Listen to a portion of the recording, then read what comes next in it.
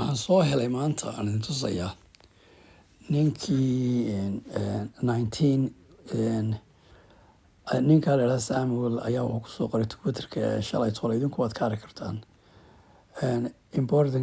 Important historical context on US policy towards Somaliland. Yeah, halkan waxay kusoo qoreen the president kii hore ee Amerikaanka 1960 ayaa wuxuu u soo qoray Somaliland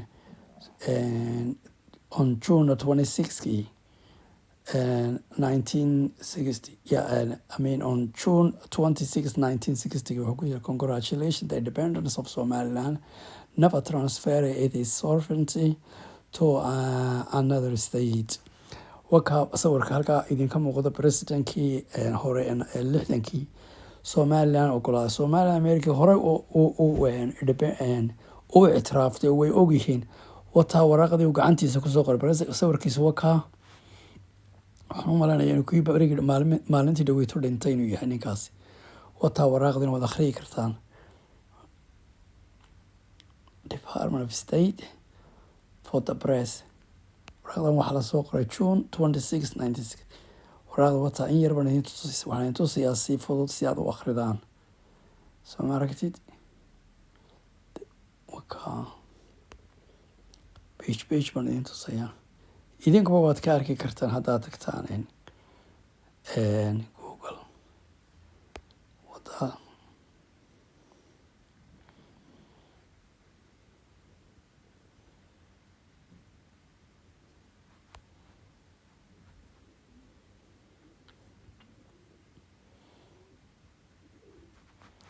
wataa waraaqdii waxaan idinku leeyahay Somaliland beri hore ee Amerikaanka hore ay u ictiraafeen.